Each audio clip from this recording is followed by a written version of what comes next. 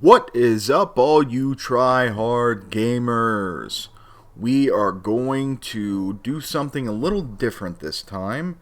I'm gonna do an exploration build and an exploration guide for those of you who have not delved into exploration. Um, just so that I don't forget before I do anything, I want to show you this, and you probably already know this, but just in case, when you get your exploration data and want to turn it in, all you do is you go to a station, go to Universal Cartographics. Usually takes a second to load up. And then you could sell each page for the amount that it says ultimately. Okay, and later on in the video we'll go over like what's the best value, what planets to scan, all that. So you don't have to worry about that. All right, so on to the build. It's very simple. This is a Crate Phantom, fantastic ship for exploration. Some people like the Anaconda. I don't like it just specifically because it's real bulky, and I like to be able to maneuver around when I'm exploring. So the main gist that I've gotten from exploration builds is that you want to get everything, you want to cull everything down as much as possible. You don't want the highest power plant. You don't want the highest life support. You don't want the highest power distributor, because the higher grade that you go may in fact be heavier and increase your mass, which will lower your jump range. Okay, so I got unladen this up to 56, and I think from what I've seen in some videos you can actually get the Crate Phantom up to 70 light years. And trust me, when you're out there searching for undiscovered worlds, you're going to need it. I just got back home to Marrere from like a 5,000 light year trip. I was there for a little over a week or something like that. So it gets crazy out there. So I got a 5C power plant, 6A thrusters. This you do want to A rate, and you want to engineer it for the highest range possible. 4D life support, 3D power distributor, 6D sensors. And then you have your fuel tank here. Now, onto the optional internals. Now, some of you are probably going to disagree with me on this. This is fine.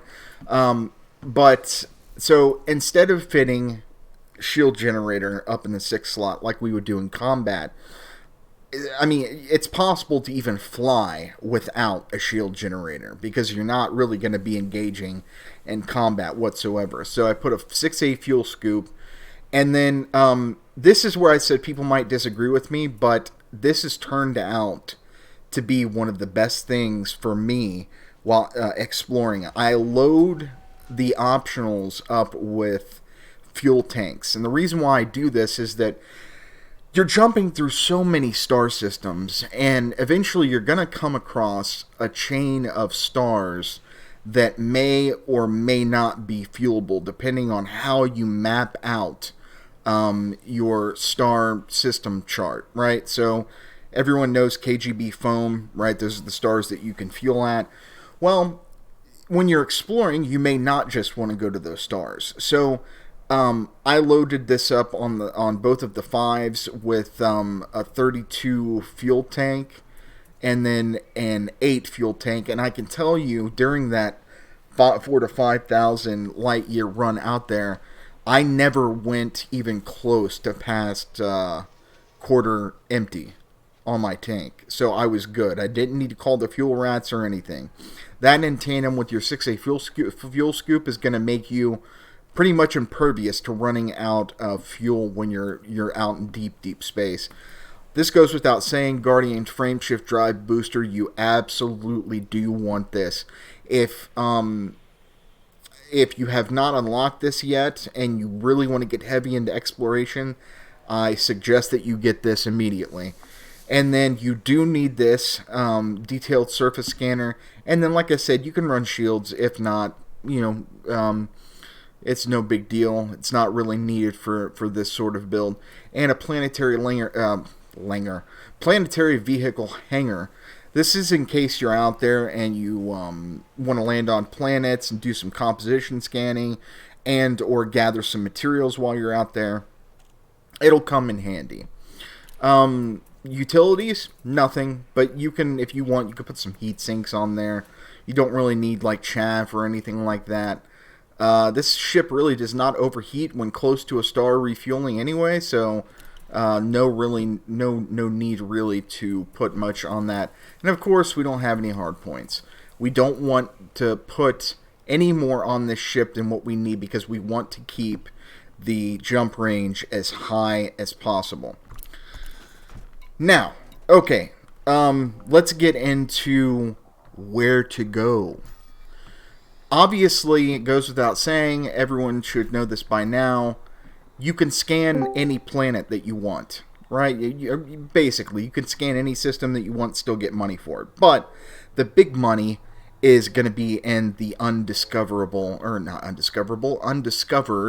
systems. You want to be the first one to discover them because you get more money for those systems that you discover, as well as planets and different things inside those systems. So where do you go? Here's the deal. It's a crapshoot, but there is one hard and fast rule. Move away from the bubble. Far, far away from the bubble. And you have to think, like, I'm not going to tell you exactly where I was at because I don't want a bunch of people out there going where I was at discovering worlds because I still want to go out there and do it. But you have to think of places that other people would not likely go, right? What's your first instinct going to be if you are exploring, if you're a new explorer? Well, let's say you're on the middle plane here in the middle of the star map, and maybe your home's here at Marere or Deciat or something like that. Your first instinct is to not go up or down. Your first instinct is to go left or right, or east or west, north or south, at that same sort of line, not going up or down. Well, you're going to find that more systems are undiscovered when you go higher or lower, okay? And also further away, east, west, south, and north. So keep in mind, there is, I'm not sure I've hit the limit yet, but it seems like as you go up further, and this is true for going down below as well, the stars are starting to thin out, right? You see them thinning out like that? So there is sort of a limit to how far you can go. The stars start thinning out, and then you need a higher jump range and a higher jump range and a higher jump range until there's almost nothing up there. So keep that in mind. So go up or go down and move away extremely far away from the bubble. I know extremely sort of like a relative term, but I would say 1,000 light years is not enough, depending on where you're at, right? 1,000 years is probably not enough. And what you want to do is stay away from, like, the nebulas, right? POIs, places of interest.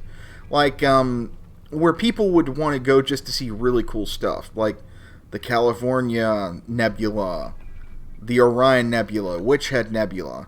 Stay away from those areas, as far away from those as you can. And also think about like the middle of the map, right?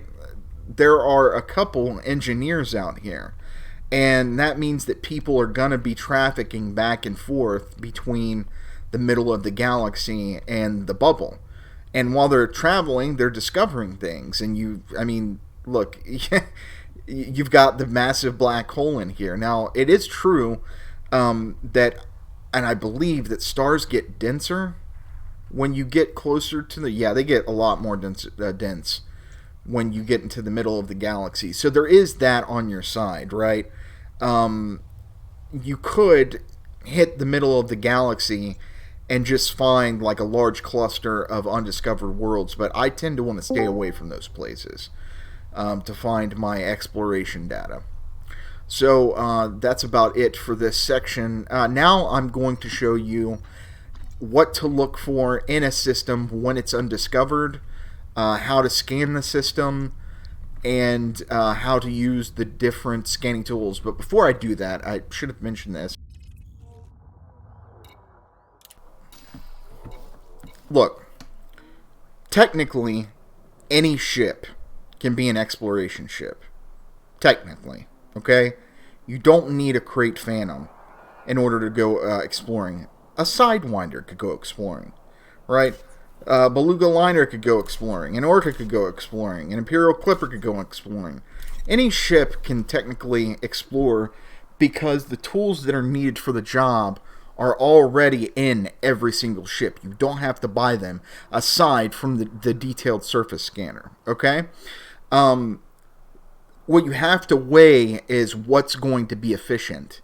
Could I take an Imperial Eagle out 5,000 light years away from civilization? Yeah. Am I going to want to do that? Not going to do that because it has a very low fuel tank and it has a low jump range. Okay? It's not going to be efficient for me to do so. So it's going to come down to figuring out which sort of ship that you want to use. Typically, the good ships to use are like the ones with Explorer after their name. Or like the Crate, it's going to be like the Crate Phantom, those types of ships. They're easy to look up. You can look up which one has the largest jump range. It's not that hard to find, so just keep that in mind, okay? Alright, let's move on to the next section of the video. Okay, so you see how down in the radar we see 2 stars. We just jumped into this system, right? Well, it looks like from the radar that there are no planets in the system, right? Well, let's take a look at our system map. Interesting. We have 3 stars here, and we have 2 asteroid clusters. Well, typically these asteroid clusters are a tell, and what it tells us usually is that there are more planets in the system, which means we've found an undiscovered system, which is going to translate into more bucks for you, more credits for you, and a really cool bonus is that we get our names added onto the planets that we discover, and if we choose to map it, when someone flies through this system, it'll say it's mapped by me or you. If you're the one that's flying through it and discovering everything. So you see, like, for example, right here on the asteroid cluster, up at the top right, it's got the OUT, I don't know how to pronounce that, OTOC, HC C13-1 AA belt. Well, if that was discovered by someone else, it would say discovered by, and then their name, right? Well, we discovered it, so it's not going to show our name. We're not going to be able to see it, but other people who fly through will be able to see it. Now, check this out. This is something that you're going to want to look at doing each time you enter into a system where you only see stars on your radar. Doesn't always mean that there are going to be undiscovered planets, but sometimes it will. So what we want to do is equip our discovery scanner over there at the bottom right. Okay, you want to hold your left click or whatever you have it bound to. Now watch this.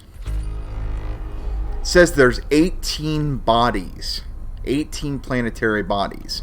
Let's go back to our system map. Don't see 18 bodies, right? Well, they're there, and there's a way that you discover them.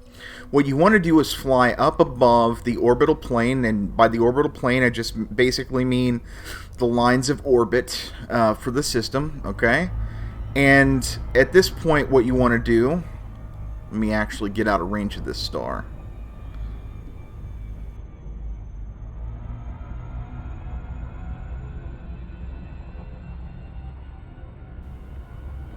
Typically what I like to do is to wait until the light rays disappear. Okay, then you need to stop. Immediately stop. Alright, now what you're going to need to do is use your full spectrum scanner. Now, this is equipped on your ship. You don't have to buy this. Alright? Now, I have this bound. You're going to want to look into your options to see where it's bound. I have it bound to the comma key. So check this out. Whoa, what is this, right? Looks very, very complicated. It's not, really. Let me explain to you what everything is here. Down at the bottom, where it says filtered spectral analysis, what it's basically doing, where you see the little dashes, see the dashes where I'm moving there? They make different sounds. Where there are icons, those types of planets are in the current system that you have scanned. You have to honk first. You have to use that thing that we use to establish the orbital plane first before you can use this. But once you do, this is telling me if I move that little dash over that icon right there, down at the bottom right, asteroid clusters. So that means there's asteroid clusters in here. If I move it over to the right a little bit, it's going to tell me asteroid clusters. Then as we move, we got metal-rich bodies, but there's not an icon above it, right? So that means there's none of those inside the system. But if I move over to where there's an icon, we see there's high metal content worlds. Move over here to the right, rocky bodies. We've got ice bodies, icy bodies, and we have rocky ice worlds. Now this is going to help you to determine whether you want to map the planet out or not, okay? We'll get into what mapping is. I'll show you how to do that. But basically the idea is that there are certain worlds that are worth mapping and certain worlds that are not worth mapping, okay? And it's based on their value at the Universal Cartographics. And later on, I'm going to show you a page where you can look at it, and it's going to tell you all the different worlds. It's going to tell you what they're worth as far as exploration is concerned, okay? Alright, now let's go find some planets. We know they're in this system, so what do? Well, we're looking for these. You see these orbs of light right here? These little light things that are shining? That means that there are planets there. But in order to be able to discover them, we have to tune our filter spectral analysis to the proper tuning to figure out which type of planet it is. And the easiest way to do that is just to drag that across the spectrum, okay? Alright, so if you see a dashed line like that, a dashed circle, that means you're sort of close, okay? So let's move over to the right. Look at that. If you have a solid line circle, that means you found it. We've got a high metal content world. So next what you do is you left click. Look at that. We just discovered it. Now what this allows you to do is rather than fly within their vicinity, you use this as a long-range scanner to discover all of the worlds within a system. And each time you do this, it will add credits to your Universal Cartographics. So you'll have this under your belt, under your exploration belt to sell the data to the Universal Cartographics. So we're going to do this real quick. And then I'm going to show you how to map a body. Alright.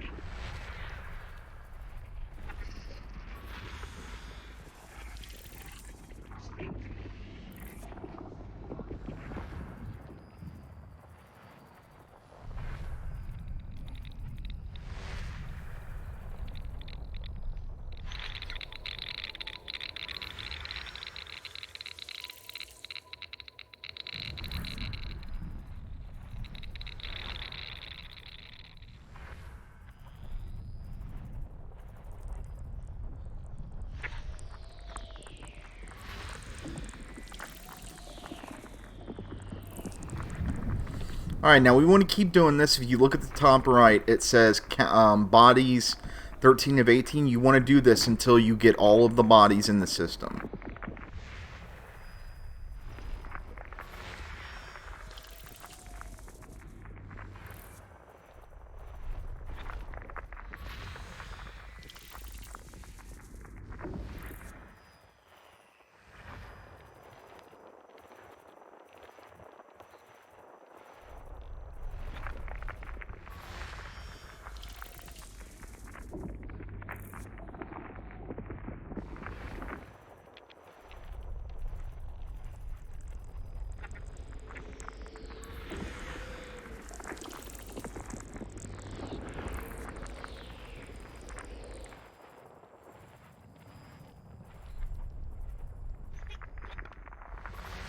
System scan complete.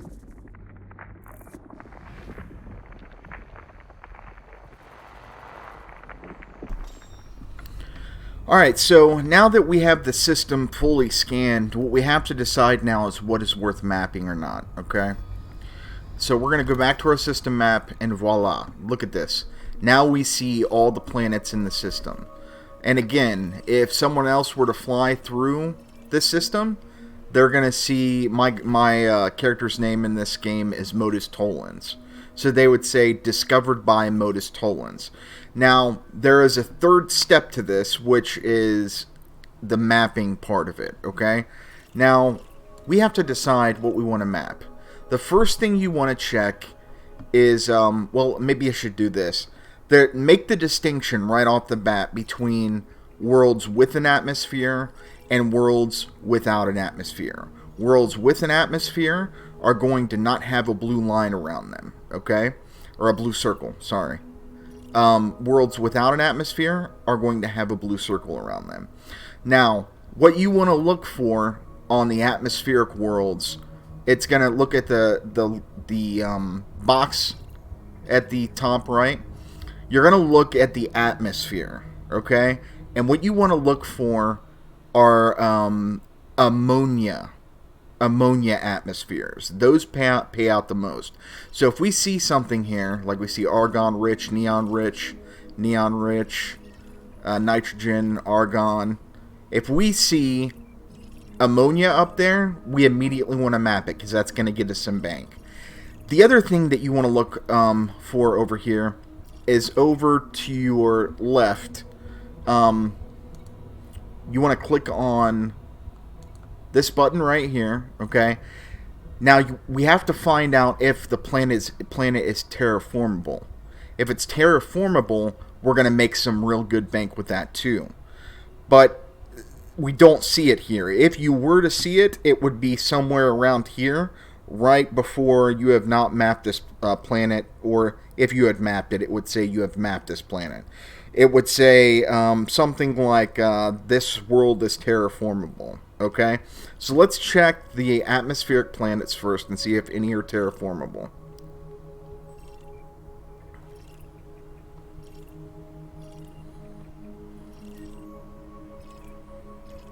Doesn't look like it.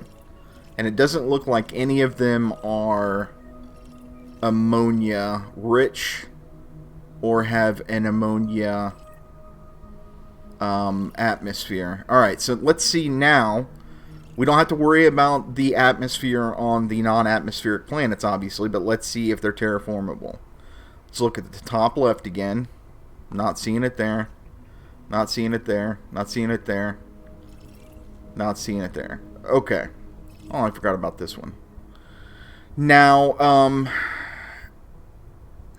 so a couple pieces of advice that you may want to think about is, this is going to depend on whether you're a new player or not.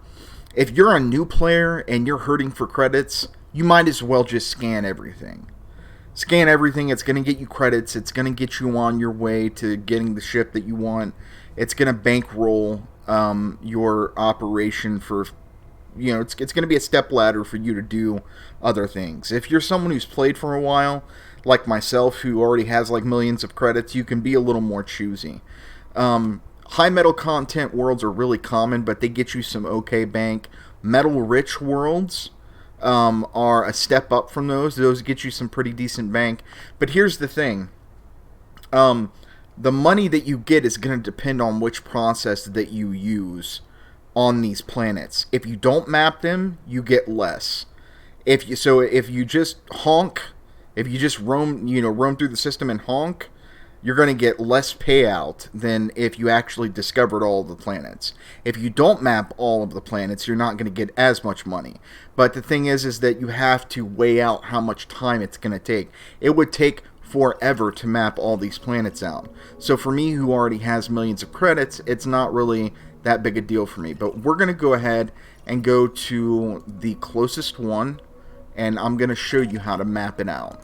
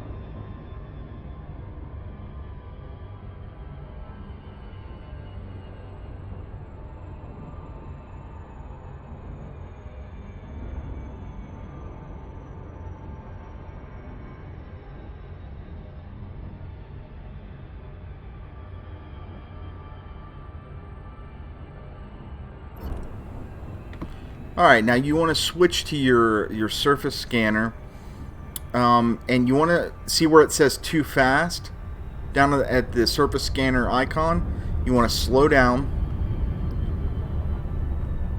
You want to come to a halt. Alright, now what you want to do is make sure you are in analysis mode when you do this. Make sure you're at a full stop, and you want to left click. Now, you have an infinite amount of probes, okay? But below where you see probes at on the right, you've got the little infinite sign. Below that, it's efficiency target, and it says 6 probes. What that's telling you is if you map the entire planet within 6 probes, you get an efficiency bonus, which adds to the amount of money that you'll get paid when you go to turn this planet in to a universal cartographics, okay? So here's what you want to do. You want to look at it like a cross. Top, right, left, and down, okay? Now what you want to do is you want to come right before it says miss, come right below, fire 1, go to the right, fire that one. Go to the left, fire that one. Go to the bottom, fire that one. Come right just about there where you see that little line pop up on the circle. Fire 1. Right where you see that line, that dotted line on the circle, fire that one. That should get us to 100%.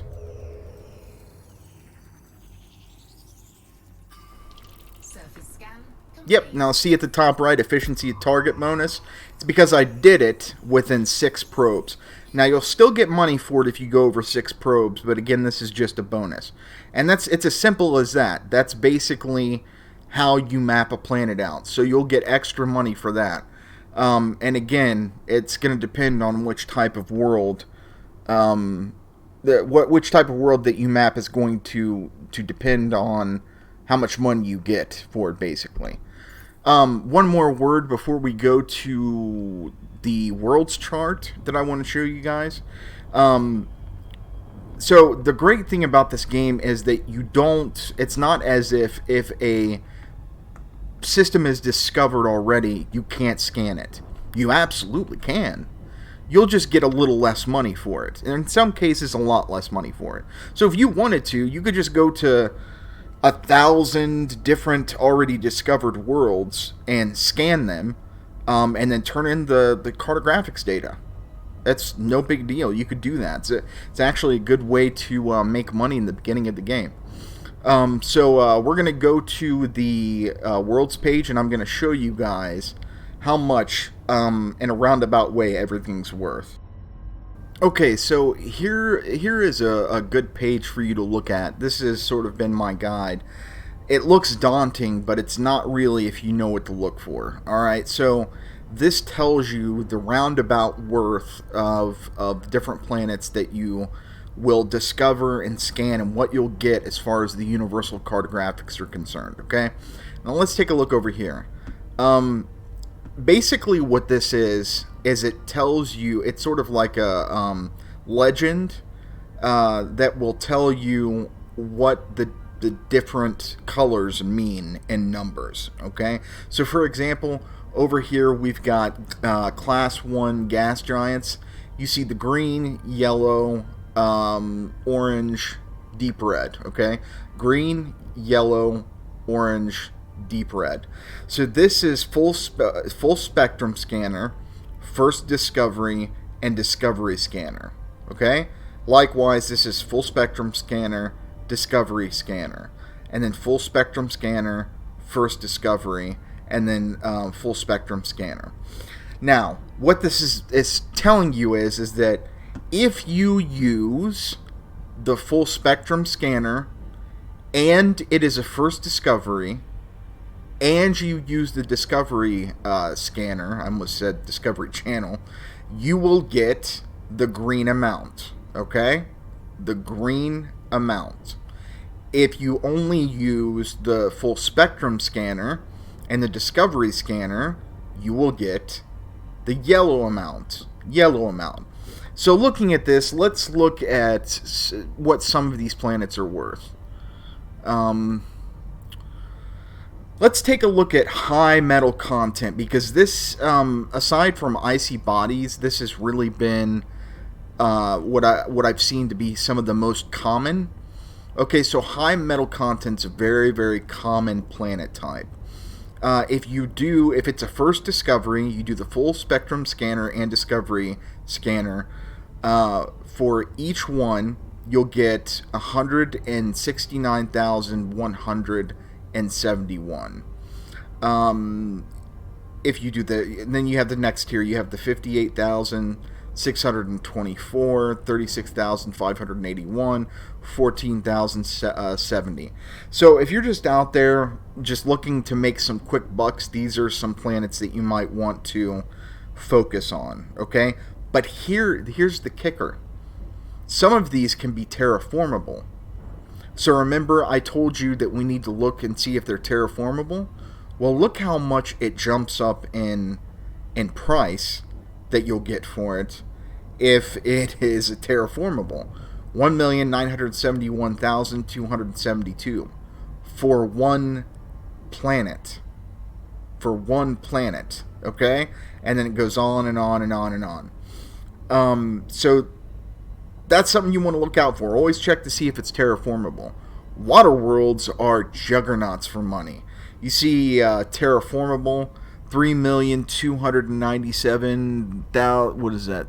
229,773. Some good money. So if you see a water world, yeah, it's already worth some decent money if it's first discovered. And if you're a new player, 415,000 is a good price for you. You're going to be making bank if you're a new player out there, right? You find some water worlds. But just make sure you check and see if they're terraformable. Not all worlds are terraformable, by the way. So just keep that in mind. Then you have the other juggernaut, which is Earth-like worlds. This is another one to keep a good look at. If you find some Earth-like worlds, definitely do everything you can do to the planet, in the system, discover it, everything. It'll get you some major bank. The least, I believe, on this list are icy bodies. Icy bodies I don't even mess with anymore. Rocky bodies by themselves are not worth much, but if they're terraformable, they're worth a pretty decent penny. So you want to look at that. Not high metal, but metal rich bodies. These are some decent bank as well. But things like the gas giants, you see the numbers here. For first discovery, 10,000. I'm not even going to mess with that. First discovery, 11,000. First discovery, 13,000. Second or third discovery, 4,000. I'm not going to mess with those. So keep an eye out for high metal content, water worlds. High metal content if you're a new player, right? Water worlds, definitely, regardless of if you're a new player needing credits or not. Earth-like worlds, absolutely. Metal rich, yeah, you should probably look for those. And then check to see if each one of these are terraformable or not.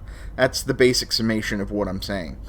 So yeah, I think that about wraps it up. If you guys haven't, look, let me say this first of all.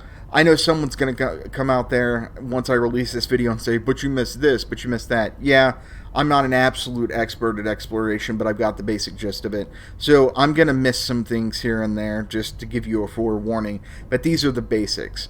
So thank you guys so much. I really, really appreciate everything that you're doing for the channel.